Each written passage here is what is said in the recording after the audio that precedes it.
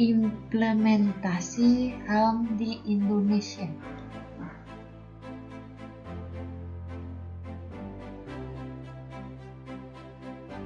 Dalam video ini kami akan membahas 5 pertanyaan. Yang pertama yaitu review definisi hak asasi manusia berdasarkan pandangan relativitas.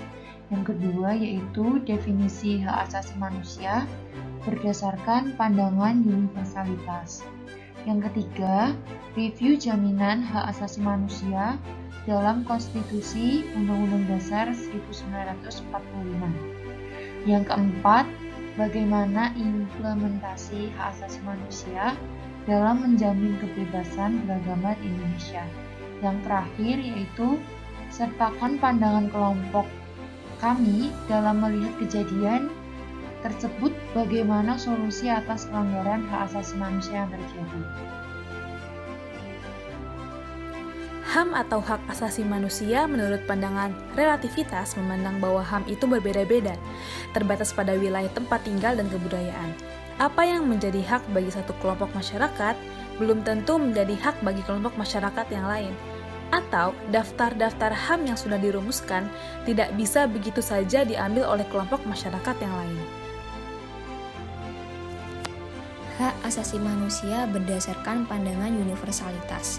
Ditinjau dari perspektif historis, perkembangan pemikiran hak asasi manusia lahir dari dan dipengaruhi oleh teori hak-hak alamiah atau natural rights theory yang berpandangan bahwa hak asasi manusia merupakan hak yang dimiliki setiap orang pada setiap waktu dan tempat atas dasar eksistensinya sebagai manusia. Tidak ada perbedaan antara sesama manusia dalam hal pemilikan dan penghormatan hak asasi manusia. Pengaturan hak asasi manusia dalam Undang-Undang Dasar 1945 sebelum diamandemen diatur sebagai hak dan kewajiban warga negara Republik Indonesia, yang di dalamnya terkandung nilai-nilai hak asasi manusia dan diatur dalam pasal 27 sampai pasal 34. Setelah perubahan kedua Undang-Undang Dasar 1945, terdapat penambahan pasal mengenai hak asasi manusia, di mana hak asasi manusia ini harus dijamin oleh konstitusi.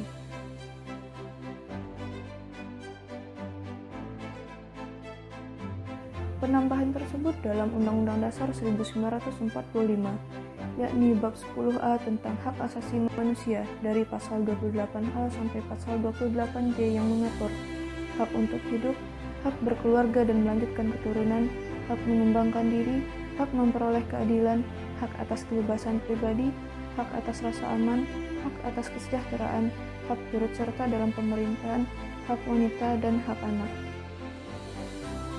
Kemudian, rujukan yang melatar belakangi perumusan bab XA tentang hak asasi manusia dalam Undang-Undang Dasar 1945 adalah ketetapan MPR nomor 17 tahun 1999. Ketetapan MPR tersebut kemudian melahirkan sebuah undang-undang nomor 39 tahun 1999 tentang hak asasi manusia. Lalu, ketentuan hak asasi manusia ini di dalam Undang-Undang Dasar 1945 menjadi basic law yang pada dasarnya adalah norma tertinggi yang harus dipatuhi oleh negara. Karena letaknya dalam konstitusi, maka ketentuan-ketentuan mengenai hak asasi manusia haruslah dihormati dan dijamin pelaksanaannya oleh negara. Oleh karena itu, di dalam pasal 28I ayat 4 Undang-Undang Dasar 1945 ditegaskan bahwa perlindungan, pemajuan, penegakan, dan pemenuhan hak asasi manusia adalah tanggung jawab negara, terutama pemerintah.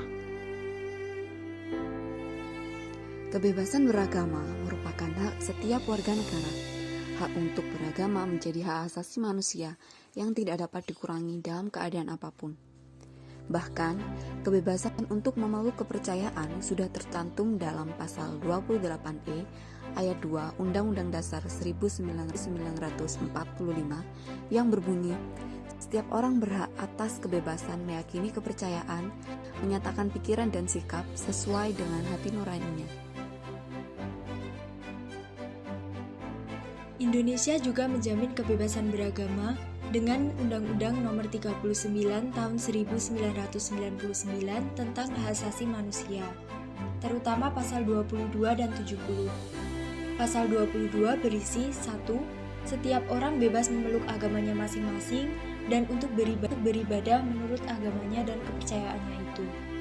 2. Negara menjamin kemerdekaan setiap orang memeluk agamanya masing-masing dan untuk beribadat menurut agamanya dan kepercayaannya itu.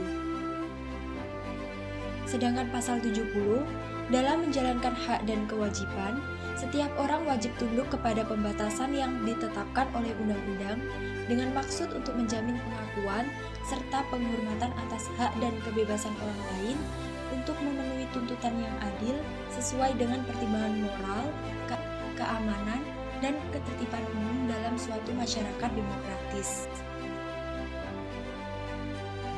Dengan demikian, pengimplementasian HAM atau hak asasi manusia dalam kebebasan beragama di Indonesia ini dapat dilihat dari beberapa pasal dalam undang-undang yang begitu melindungi, menjamin masyarakat dalam kebebasan beragama. Menurut pandangan kelompok kami, tidak akan terjadi pelanggaran HAM apabila perayaan Asyura oleh massa Syiah tidak terjadi secara ekstrem. Bahkan MUI Pusat hanya menghimbau agar umat Islam meningkatkan kewaspadaan tentang kemungkinan beredarnya kelompok Syiah Gulat dan Rafidah yang dianggap sesat. Layaknya peristiwa yang terjadi di Kelapa Gading, polisi tidak membubarkan karena sudah mendapat izin dengan syarat kegiatan yang dilakukan tidak melanggar aturan. Tetapi peristiwa sebaliknya terjadi di Bandung, di mana polisi menggagalkan perayaan Asyura oleh massa Syiah karena acara dibungkus dengan budaya Sunda yang bernuansa kemusyrikan. Beberapa solusi atas pelanggaran HAM yaitu diantaranya 1. Meningkatkan kerjasama antar golongan atau kelompok. Yang kedua yaitu memberikan jaminan HAM melalui peraturan dan perundang-undangan. Yang ketiga yaitu meningkatkan profesionalisme pertahanan negara dan aparat keamanan. Yang keempat yaitu ada penegakan supremasi hukum yang harus dilakukan dalam melibatkan partisipasi masyarakat. Yang kelima, ada meningkatkan kualitas pelayanan publik sehingga mencegah terjadinya pelanggaran HAM. Yang keenam, ada meningkatkan pemahaman mengenai prinsip-prinsip HAM kepada masyarakat. Yang ketujuh, ada mengoptimalkan peran lembaga-lembaga pemerintah seperti Komnas HAM, KPAI, Komnas Perempuan, dan KPK.